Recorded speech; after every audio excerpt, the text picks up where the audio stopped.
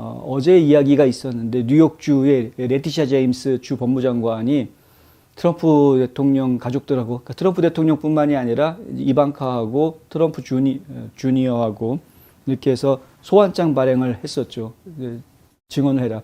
지금 제임스 법무장관은 트럼프 대통령과 트럼프 오르가니제이션 이 비리를 조사하고 있는 그런 상황입니다. 트럼프 대통령이 부동산 사업을 하기 때문에 은행 대출이라든가 이런 부분이 상당히 중요한 역할을 하게 되는데, 은행 대출을 받을 때 그 과정에서 자신의 가산 자치를 너무 부풀려 가지고 이야기해서 좀 더 과도한 은행 대출을 끌어낼 수 있게 했던 것 아니냐. 이게 이제 일종의 은행 사기가 되는 건데요. 대출 사기. 그런 이제 혐의가 있다라는 것이죠.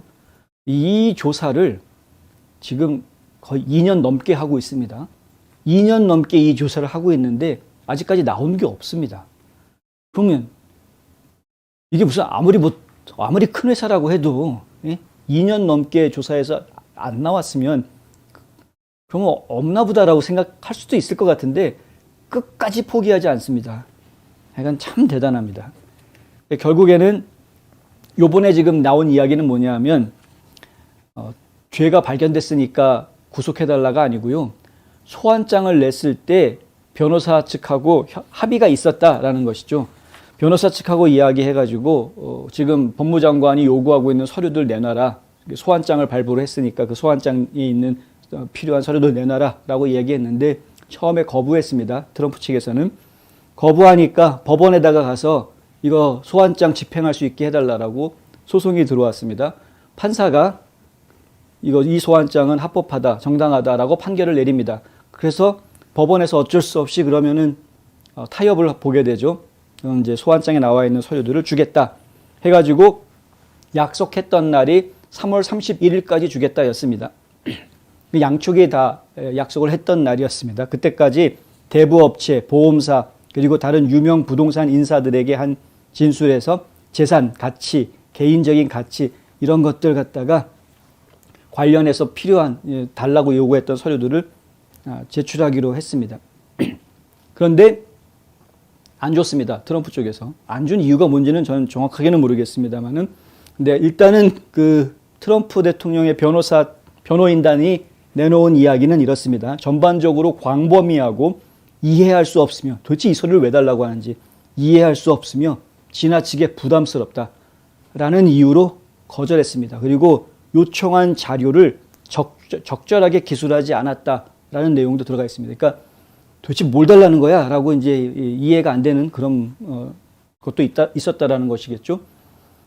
이제 변호인단의 이야기를 들어보면은 나름대로 뭐 거절할 만한, 정확하게 이거 달라고 그래 그럼 보여줄게 하겠는데 그게 아니고 이렇게 좀 뜬구름 잡듯이 이것저것 다 달라고 하는 식으로 덤벼오면 그거를 서류를 주는 것 자체가 굉장히 큰 일이 되기 때문에 상당히 부담스러운 작업이 돼버리는 것이죠. 그렇게 일단은 하소연을 했던 겁니다. 변호인 측에서. 그러면은 일반적으로는 변호인단들이 그렇게 해가지고 뭐 이러이러한 이유로 있으니까 그러면 내용을 좀 좁히거나 아니면은 또 딜을 해보자 이게 아니라, 상식적으로 생각할 때는 그렇죠. 상식적으로 거래를 할 때에는 합의가 이루어졌다고 하더라도 상대방 측에서 그런데 지금 이 내용이 지금 이건 너무 저기한데 좀 더 좀 좁혀가지고 구체적으로 다시 요구를 해주면 우리가 그 자료들 찾아보겠다라고 이쪽에서 얘기가 들어오면 반대쪽에서는 그러면 생각 좀 해보자라든가 아니면은 뭐 안 된다 뭐 어떻게 해라 뭐 대화가 오고 가야 되는데 그 대화가 오고 가는 게 아니고 뭐 안 내나 다시 또 법원으로 또 가가지고 판사한테, 이번에는 주 대법관한테 갔습니다. 대법관한테 가가지고 이 소환장 분명히 법원에서 지키라고 해가지고 약속했는데 3월 31일까지 주기로 했는데 아직까지 안 줬습니다. 트럼프 잡아 넣어야 됩니다. 그리고 3월 31일 지난 다음부터 4월 1일부터 해가지고 매일 하루에 $10,000불씩 벌금 매겨주십시오. 그러면 이제 지금 오늘이 8일이니까 8만 불 벌금 내게 하겠다라는 이야기죠. 하루에 $10,000불씩 벌금 붙여달라. 3명이니까 3배가 되나요? 24만 불이 되나요, 그러면? 어쨌든 간에, 그런 식으로 이제 요구를 한 것이고요.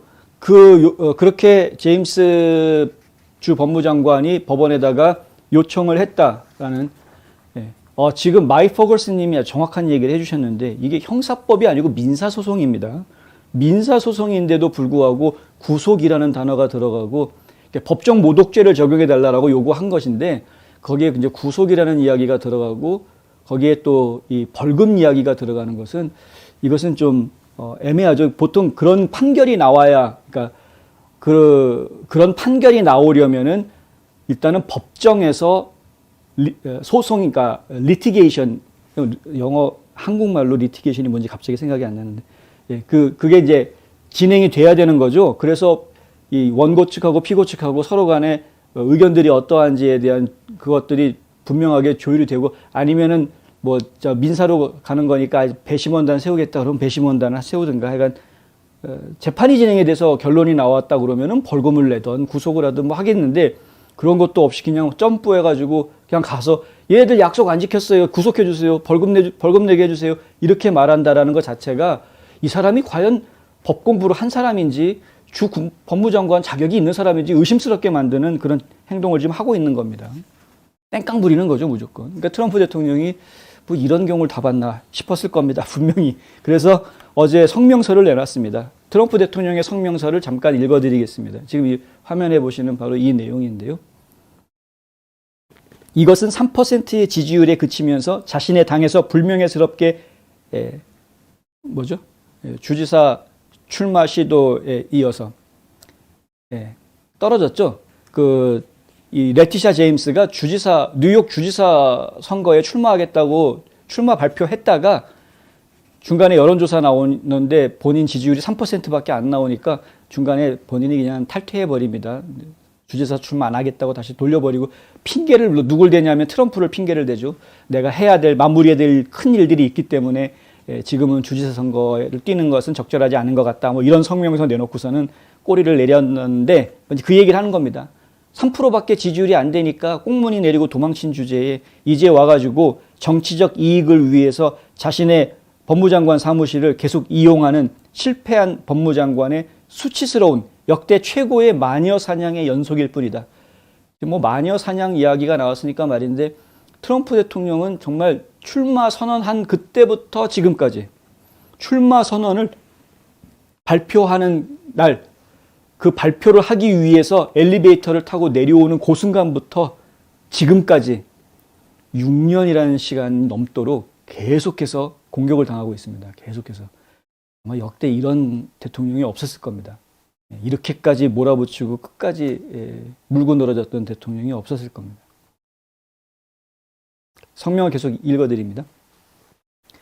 이 민주당 검찰의 위법 행위는 내가 트럼프 타워의 에스컬레이터를 내려온 순간부터 시작됐고 매 여론조사에서 선두를 달리고 있는 대통령을 침묵시키기 위한 시도로 계속되었다. 다른 대통령에게는 이런 일이 일어난 적이 절대 없었는데 그것은 나의 시민권을 절대적으로 침해하는 것이다. 대통령으로서 나는 두 가지 책무가 있었다. 나라를 잘 다스리는 일, 그리고 살아남는 것이다. 나는 빌리 더 킷, 제시 제임스, 알카포네를 합친 것보다 더 많은 민주당원들로부터 조사를 받았다. 이런 일이 몇 년 동안 계속돼 왔고 모든 경우에 나는 결백했다. 수많은 수사에서 살아남은 후 수많은 사람들이 내게 말했다. 당신은 세상에서 가장 깨끗한 사람임에 틀림없다. 그 누구도 살아남지 못했을 것이다. 하지만 이런 부당한 박해가 끝없이 계속되고 있는데 어떻게 내 명성을 되찾을 수 있을까? 레티샤 제임스는 더 이상 법무장관으로서 일하지 않고 그녀는 정치 검찰에서 민주당을 위한 공작원이다. 뉴욕은 지옥을 겪어왔고 그녀는 우리의 사법 시스템의 창피한 존재다. 제임스는 그녀의 정치적 이익을 위해 사무실을 이용하는 반면 뉴욕 범죄는 50% 이상 증가해 전국 어느 곳보다 큰 폭으로 증가했다. 그것의 대부분은 살인, 강간, 마약 밀매, 역대 가장 높은 수준의 마약 밀매 등 폭력 범죄다. 우리나라 에너지 독립을 가져온 인플레이션도 없었던 강력한 남부 국경과 전쟁도 없는 지금 우크라이나에서 몹시 걷잡을 수 없는 그런 것과 같은 그런 전쟁도 없었던 우리 군대, 우주군을 포함해서 군대를 재건한 인기 있는 전 대통령에 대한 마녀 사냥은 언제 끝날 것인가? 우리나라의 끔찍하고 불공정한 정치적 괴롭힘과 박해가 마침내 언제 끝날 것인가? 대신 미국을 다시 위대하게 만들라. 이게 이제 성명서 내용입니다. 저도 좀 답답합니다. 왜 이렇게까지 하는지. 할 만큼 하지 않았습니까? 있지도 않은 일들을 막 거짓말로 누명을 씌워가지고 탄핵을 시키려고 했던 것도 2번이나 그랬고, 전부 다 거짓말이라는 게 다 뒤에 밝혀졌고, 오히려 러시아하고 음모를 꾸몄던 것은 따지고 봤더니 힐러리 클린턴이 잘못한 거였다. 곧 이제 그들이 심판을 받게 될 상황이 올 것이고요. 헌터 바이든에 대한 이야기를 꺼냈더니 죄다 또 달라붙어가지고 헌터 바이든 얘기를 잠재우고 그 얘기는 하지 못하게 입을 다 틀어막게 해놓고, 그리고 오히려 이제 트럼프에 대해서 더 날을 세우고 공격하고, 백인 우월주의 단체를 지지하는 했대는 둥, 그들을 이용해가지고 반란을 일으켰대는 둥, 하여간 별별 소리들 지금 다 하고 있는 상황이고, 끝내는 이제 대통령직을 그만두고 부정선거가 있었음에도 불구하고 어쨌든 절차상 그러니 법이 정한 테두리 내에서는 할 수 있는 일이 더 이상 없다 보니까 어쩔 수 없이 백악관을 비워주고 나오기는 했는데, 백악관 비워주고 나와서 민간 사업자로 돌아갔는데도 불구하고 또 못 살게 굴고 있는 이런 상황. 아시는 분들은 아시겠지만 트럼프 대통령이 되기 전에는 본인의 부동산 업체가 그 론을 받았던 곳들이 거의 대부분 다 대형 은행들이었습니다. 큰 은행들하고 거래했었습니다. 그런데 지금은 그게 아닙니다.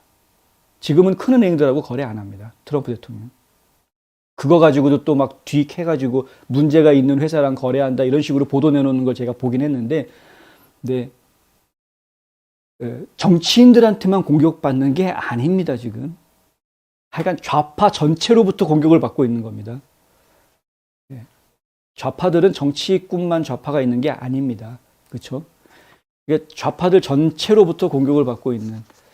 그래서 저희가 볼 때는 너무나 안타깝다. 이 나라를 정말 바로잡기 위해서는 우리가 좀 생각을 좀 달리 해야 된다. 많은 분들이 물론 트럼프 대통령을 사랑하고 지지하고 기도해주고 계신 분들이 정말 많이 계신 거를 압니다만은, 더 많은 분들이 좀 진실을 알아야 되는 것 아닌가. 왜 이렇게 우리가 잘못된 말도 안 되는 사람들을 폄하해 놓은 이런 이야기들에 속아 넘어가 가지고 잘못 생각하고 있다는 게 너무 아까운 거죠. 뭐 그 사라 페일린도 마찬가지로 완전히 바보 여자 바보인 것처럼 생각하고 있지 않았습니까? 옛날에 언론들이 하도 그렇게 비꼬아놔 가지고, 트럼프도 하도 비꼬아놔 가지고 그냥 괴짜, 사이코 괴짜 뭐 이런 식으로만 생각했었고, 예전에 보면은. 그러니까 그게 언론들한테 속아 넘어가서 그랬던 거였고, 지금은 이제 다행히 가짜 언론들이 진짜 가짜 언론이구나, 얘네들이 정말 거짓말을 하는구나라는 거를 깨달은 분들이 많아져서 다행이긴 합니다만은, 계속해서 이런 문제가 지금 없어지지 않고 있다는 것을 저희가 끝까지 기억을 해야 되겠고요. 한국도 마음의 준비를 단단히 하셔야 될 겁니다. 지금 트럼프 대통령이 이렇게 공격받은 것과 마찬가지로 윤석열 당선인에 대한 좌파들의 공격이 시간이 갈수록 수위가 높아질 겁니다. 끝까지 물고 늘어질 겁니다. 더군다나 윤석열 후보가 당선인 같은 경우에는 아킬레스건이 있지 않습니까? 더더군다나 김건희 여사라는 아킬레스건이 있기 때문에 김건희 여사를 미화해도 욕을 먹을 것이고, 있는 그대로 이야기를 해도 힘들어질 것이고, 하여간 아킬레스건인 건 분명합니다.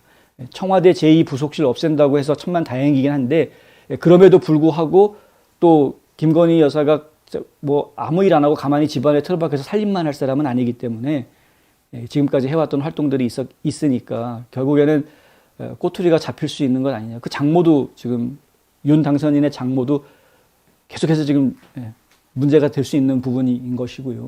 그러니까 결국에는 한국도 이 보수 지도자에 대한 좌파들의 끈질긴 공격에 대해서 지금 마음의 준비들을 좀 해야 될 것이다라는 이야기를 드립니다. 한국은 지금 더 힘들죠. 여소야대 상황에서 좀 해야 되니까. 그래서 저희가 지금 한국을 위해서도 기도를 계속 해야 되겠구나라는 생각이 좀 들고요. 트럼프 대통령 당하는 거 보니까 지금 한국은 정말 더 걱정된다라는 생각이 들어서 그냥 한 말씀 드려봤습니다. 네.